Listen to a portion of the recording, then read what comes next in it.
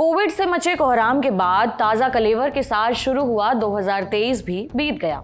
बाकी के सालों की तरह ये साल भी कई घटनाक्रमों से सराबोर रहा। साल बदली नाम से हम ललन टॉप पर एक सीरीज चला रहे हैं जिसमें हमने 2023 की यादों को समेटने की कोशिश की है और आने वाले 2024 की तासीर मापने की भी एक कोशिश की है। सीरीज के इस वीडियो में हम शेयर मार्केट के सफर पर नजर दौड़ाएंगे। 2023 में शेयर बाजार कैसा रहा, किन घटनाओं से निवेशकों को झटके लगे, जिन्हें झटके लगे उन्हें नुकसान की भरपाई के लिए 2024 में कहां मौके मिल रहे हैं। तो भाई 2023 में कुल मिलाकर निफ्टी 19.5% और सेंसेक्स 18% बढ़ा है। मालूम हो कि सेंसेक्स शेयर बाजार में रजिस्टर्ड टॉप 30 कंपनियों के शेयरों का लेखा जोखा रखने वाला इंडेक्स है। वहीं निफ्टी नेशनल स्टॉक एक्सचेंज पर रजिस्टर्ड टॉप 50 कंपनियों के शेयरों का लेखा जोखा रखने वाला इंडेक्स है। 2023 में निफ्टी और सेंसेक्स ने कई रिकॉर्ड भी अपने नाम किए हैं। जून में निफ्टी ने पहली बार 19,000 के लेवल को छुआ। 3 महीने में ही ये 20,000 के लेवल पर भी पहुंच गया। 27 दिसंबर को 21,650 का ऑल टाइम हाई भी बनाया। इसी तरह सेंसेक्स जून में पहली बार 64,000 के लेवल पर पहुंचा। जुलाई में ही इसने 67,000 का लेवल क्रॉस किया और दिसंबर आते आते ये 71,605 के लेवल पर पहुंच गया। अकेले नवंबर और दिसंबर के महीनों में ही सेंसेक्स ने 7,731 अंक माने करीबन 12% की कमाई की है। कुल मिलाकर इस साल निफ्टी 19.5% और सेंसेक्स 18% बढ़ा है। नवंबर 2023 में भारतीय शेयर बाजार दुनिया भर के मार्केट्स में 7वां सबसे बड़ा शेयर मार्केट बन गया। 2023 की शुरुआत घरेलू शेयर बाजारों के लिए कुछ खास नहीं रही थी। शुरुआत के 3 महीनों में निफ्टी 4% और सेंसेक्स 3% तक घाटे में रहा था। फिर ऐसा क्या हुआ जो साल बीते बीते शेयर बाजार रिकॉर्ड बनाने लगे? एक्सपर्ट्स ने क्या बताया, सुनते हैं। हमने देखा कि शुरुआती 2023 के स्टार्टिंग में जो फर्स्ट हाफ में मार्केट ने जिस हिसाब से परफॉर्मेंस दिखाया बिकॉज ऑफ काफी सारे कंसर्न्स थे, जियोपॉलिटिकल अनसर्टेनिटी थी और जो ग्लोबली मार्केट्स में देखें चाहे अपने इंडियन मार्केट्स में देखें, जो रेट हाइक का जो दर था उससे मार्केट ने थोड़ा सा नेगेटिव शुरुआत किया। लेकिन बीच हाँ बिल्कुल जो सेकंड हाफ था वो मार्केट के लिए बहुत ही अच्छा रहा। मार्केट में देखा हमने कि जो रिकवरी है वो धीरे धीरे इकोनॉमी में आना शुरू हुई। जो रेट हाइक था वो भी पीक होता हुआ आपको दिखाई दिया। इन्फ्लेशन काफी हद तक कंट्रोल में आता हुआ दिखाई दिया और जो जियोपॉलिटिकल अनसर्टेनिटी वो भी कुछ हद तक थोड़ी काम होती हुई दिखाई दी। और जैसे जैसे इन्फ्लेशन में कूलिंग ऑफ आया, रेट पॉज हुई एंड इवेंचुअली हमने ईयर एंड में देखा कि जो यूएस के फेड थे उन्होंने एक तरीके से रेट कट का हिंट किया अर्ली नेक्स्ट ईयर जो कि 2024 में है। तो वो मार्केट के लिए और फ्लोस के लिए बहुत ही पॉजिटिव था। और हमने देखा कि जो सेकंड हाफ में मार्केट ने जो परफॉर्मेंस दिखाई वो काफी शानदार थी और जो रिकवरी थी वो बहुत ही स्ट्रांग थी, जिसे हमने ईयर एंड तक निफ्टी और सेंसेक्स को ऑल टाइम हाईज छूते हुए दिखाया। सेंसेक्स और निफ्टी के अलावा छोटी और मंझोली कंपनियों के शेयरों में भी अच्छा खासा उछाल रहा है। स्मॉल कैप कंपनियों का इंडेक्स एक साल में करीबन 48%, अंकों में कहें तो 13,500 अंकों से बढ़कर 42,200 के लेवल पर पहुंच गया है। वहीं जो मिड कैप कंपनियों का इंडेक्स है वो भी 43.5% यानी अंकों में 10,954 अंकों की बढ़त के साथ 36,139 के लेवल पर पहुंच गया है। और सबसे बड़ी तेजी जो इस साल देखने को मिली वो है निफ्टी स्मॉल कैप इंडेक्स में। तो इस साल की जो बड़ी स्टोरी रही है वो है स्मॉल कैप इंडेक्स का परफॉर्मेंस। छोटे मझोले शेयर्स में जो तेजी आई है उसका शायद ही कोई दूसरा आपको पैरेलल देखने को मिले चार्ट्स पर।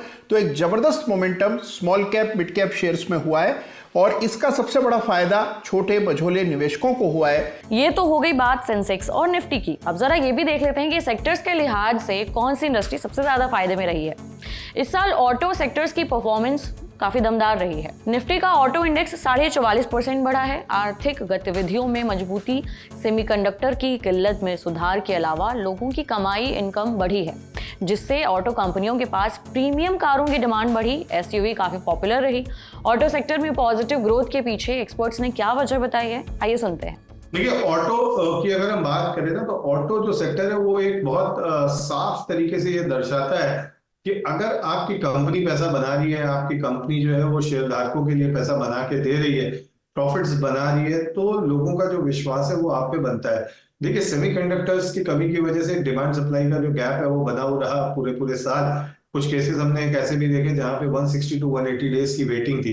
तो जब आप 160 180 डेज या 30 डेज की वेटिंग की बात करते हैं तो क्या होता है कि आपका जो मार्केट है वो सेलर्स मार्केट हो जाता है। मतलब वहां पे आपसे आके कोई ये नहीं बोलेगा कि आप जो है वो डिस्काउंट दीजिए आके, और जब कोई डिस्काउंट की बात नहीं होगी, किसी तरह की बात नहीं होगी, तो फिर उस केस में क्या होगा कि जो कंपनीज है they will make more money. दूसरा क्या होता है उपासना जी, आज मुझे पता है कि अगले 3 महीने, अगले 6 महीने मुझे कितने यूनिट्स का प्रोडक्शन करना है, मेरा कैश फ्लो कैसा रहने वाला है। तो उस केस में क्या होता है कि जो बैंकों से मुझे जब इंटरेस्ट रेट की बात करता हूँ, तो वो बैंक से जो इंटरेस्ट आता है मेरे को, उसमें उसमें भी मैं नेगोशिएट कर लेता हूँ, क्योंकि मुझे पता है कि मुझे कितना पैसा आने वाला है। साथ में मेरा डेट जो होता है, जो मैं शॉर्ट टर्म बोरोइंग्स की बात करता हूँ, वो भी कम हो जाती है। बिकॉज ऐसे केसेस में हर एक डीलर, हर एक लोकेशन जो है वो ये चाहती है कि जो भी गाड़ी बने वो उसके यहाँ पहले है।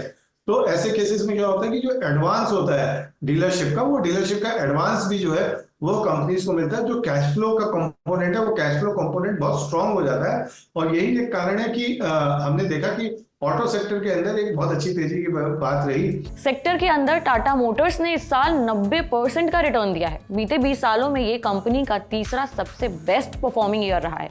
वहीं बजाज ग्रुप की बजाज ऑटो की भी चांदी रही। शेयर इस साल 73% बढ़े हैं। 2010 से ये स्टॉक का बेस्ट परफॉर्मेंस है। इस साल स्टॉक ने 6000 का मार्क भी टच किया, 6402 का हाई लेवल भी बनाया है। हीरो मोटर कॉर्प भी 55% तक बढ़ा है। इसके शेयर 2738 रुपए से बढ़कर 4173 रुपए के लेवल तक पहुंच गए थे। वहीं आयशर मोटर्स के शेयर 26%, महिंद्रा एंड महिंद्रा के शेयर 38% और मारुति सुजुकी इंडिया के शेयर भी करीबन 22 से 23% तक बढ़े हैं। टाटा मोटर्स के शेयरों में इतनी जबरदस्त रैली पर एक्सपर्ट्स ने क्या वजह बताई है, आइए जानते हैं। इलेक्ट्रिक व्हीकल्स के अंदर जिस तरीके से उन्होंने फर्स्ट मूव लिया, तो फर्स्ट मूवर एडवांटेज जो है वो हमने ऑटो सेक्टर में टाटा मोटर्स को आते हुए देखा। इसके बाद दूसरा पॉपुलर सेक्टर रहा निफ्टी का एनर्जी इंडेक्स। आर्थिक स्थितियों की सुधार को देखते हुए बिजली की डिमांड भी काफी अच्छी रही। इसका सबसे ज्यादा फायदा मिला एनटीपीसी को। 2023 में निफ्टी 50 के 50 शेयरों में एनटीपीसी दूसरा सबसे ज्यादा फायदा कमा के देने वाला शेयर रहा। इस साल अब तक शेयर ने करीबन 85% तक का रिटर्न दिया है। पावर ग्रिड कॉर्पोरेशन के शेयर भी इस साल 48% ऊपर आए हैं। पावर शेयरों में तेजी के क्या कारण रहे, एक्सपर्ट्स की मुजबानी सुनते हैं। तो इलेक्ट्रिसिटी जो होती है वो आपकी इंडस्ट्रियल एक्टिविटी का सबसे बड़ा पैमाना बनता है। और जैसा अभी मैंने थोड़ी देर पहले आपको बोला कि इस साल की हाईएस्ट इलेक्ट्रिसिटी डिमांड जो है वो 245 गीगावाट तक पहुंच गई थी। तो एक ये बहुत बड़ा कारण है कि पावर स्टॉक्स में जो है वो हमें तेजी देखने को मिल रही है। इसके अलावा ऑयल मार्केटिंग कंपनियों की परफॉर्मेंस भी बहुत ही चमक भरी रही। इंडियन ऑयल कॉर्पोरेशन, बीपीसीएल यानी Bharat petroleum corporation limited, HPCL यानी हिंदुस्तान पेट्रोलियम कॉर्पोरेशन के शेयरों ने भी निवेशकों को अच्छा खासा फायदा कमा के दिया है। ओएमसी यानी ऑयल मार्केटिंग कंपनियों के बास्केट में 20 दिसंबर तक एचपीसीएल का शेयर 67%, आईओसी का शेयर 66% और बीपीसीएल के शेयर 35% तक बढ़े हैं। तो भाई 2023 में सेंसेक्स और निफ्टी कैसे रहे, इसका जायजा ले लिया। निफ्टी के मजबूत और कमजोर सेक्टर्स देख लिए। अब बारी आती है फ्यूचर की झलक लेने की। माने कि अगले साल यानी 2024 में किन शेयर या सेक्टर्स या ओवरऑल शेयर बाजार में कहां चमक रहेगी, अब इसके बारे में पता करते हैं। सेंसेक्स और निफ्टी का क्या हाल रहेगा अगले साल, ऐसे कौन से मेजर घटनाक्रम होने वाले हैं जिन पर बाजार और निवेशकों की नजर रहेगी, ये जानने के लिए हमने एक्सपर्ट से बात की है। ये सुनते हैं उनका क्या कहना है। 2024 में बाजार के लिए अच्छा रहेगा, ऐसे पूरे अनुमान हैं। बाजार में एक बड़ी तेजी 2023 में देखने को मिल रही है। मोमेंटम बहुत सॉलिड है। 17,000 करोड़ रुपए से ज्यादा हर महीने एसआईपी के रास्ते म्यूचुअल फंड्स में निवेश में हो रहा है और वो पैसा बाजार में आ रहा है। विदेशी निवेशक लगातार माल बेच रहे हैं, बावजूद उसके बाजार में हमने तेजी देखी है। तो 2024 में अगर एफआईआईज वापस आते हैं तो एक बड़ी रैली आपको 24 में देखने को मिल सकती है। और साथ में चुनाव हैं। चुनाव अगर बाजार के अनुमान के हिसाब से चलते हैं तो आपको इस पर भी एक बड़ा मोमेंटम बनता हुआ दिखेगा। और साथ में यूएस में भी इलेक्शंस हैं, तो 24 भी बाजार के लिए अच्छा रहेगा, ऐसा अनुमान लगा करके चल सकता। अब ये भी जान लेते हैं कि 2024 में टॉप सेक्टर में निवेशकों को फायदा कमाने के मौके कहां मिल सकते हैं। जहाँ तक टॉप सेक्टर्स की बात है, तो जो भी डोमेस्टिक बेस्ड थीम है वो कंटिन्यू रहेगी और उनका जो परफॉर्मेंस वो बना रहेगा मार्केट में। जिसमें कि जो सेक्टर्स की बात करें तो पीएसयू है, डिफेंस के स्टॉक्स है, मैन्युफैक्चरिंग है, कंजम्पशन, इंफ्रा और रियल्टी में तेजी रहने की संभावना बरकरार है। इसके बाद उन सेक्टर की बारी आती है जिनमें तरक्की फीकी रहने वाली है। जी, नेगेटिव रिटर्न का तो मैं नहीं देख रहा हूँ कि कोई भी सेक्टर ऐसा हो जो अगले साल भी नेगेटिव रिटर्न देगा। बट हाँ, अंडर परफॉर्मेंस कुछ सेक्टर्स में दिखाई दे सकती है हमें, जो कि आपको लो पॉजिटिव रिटर्न या जैसे हम कहें कि अंडर परफॉर्म कर सकता है। वो सेक्टर्स हो सकते हैं केमिकल्स, जिसमें अभी भी हमें लगता है कि सेकंड हाफ नेक्स्ट ईयर तक अच्छी रिकवरी आना मुश्किल लग रहा है। वहीं पे आईटी भी एक ऐसा सेक्टर रह सकता है जो कि सेकंड हाफ होने तक ही शायद कोई रिकवरी दिखा पाए। फर्स्ट हाफ बिल्कुल जैसा अभी ये साल गया वैसा ही रहेगा। फाइनेंशियल्स भी थोड़े बहुत अंडर परफॉर्म करते हुए दिखाई दे सकते हैं अगले साल। जाते जाते एक बार ये भी देख लेते हैं कि भारत के अलावा बाकी दुनिया के शेयर बाजारों का क्या हाल रहा। अब हम वसुधैव कुटुंबकम सिर्फ कहने के लिए थोड़ी ना कहते हैं, हम पूरी दुनिया को ही अपना परिवार मानते हैं। उस हिसाब से परिवार का ख्याल करना भी तो बनता है। इसलिए विदेशी बाजारों की शुरुआत अमेरिकी बाजारों से करते हैं। मंदी और महंगाई के डर, बैंकिंग क्राइसिस, जियोपॉलिटिकल टेंशन के बीच अमेरिकी इकोनॉमी ने काफी अच्छा खासा परफॉर्म कर लिया। कंपनियों के नतीजे भी बहुत अच्छे रहे। 2023 में टेक्नोलॉजी स्टॉक्स ने बहुत बढ़िया चमक दिखाई। एप्पल के शेयर 53%, अमेजॉन के शेयर 88%, गूगल की पेरेंट कंपनी अल्फाबेट इंक के शेयर 63%, एनवीडिया के शेयर 254%, मेटा के शेयर 212%, माइक्रोसॉफ्ट के शेयर 60%, टेस्ला के शेयर 128% तक उछाल मार करके तैरते दिख रहे हैं।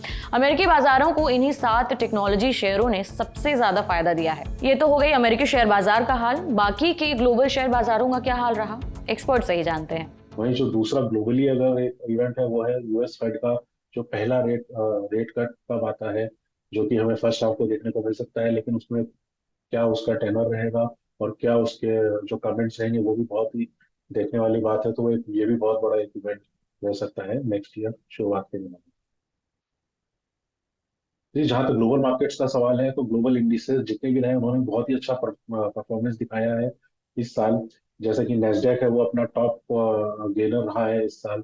उसको निकी हो गया जापानीज का, सीएसी 40 है, बवेस्वा है, निफ्टी अपना मार्केट का है ही। ये सभी इंडिसेस ने पॉजिटिव रिटर्न दिखाया है 15 से 45% के आसपास।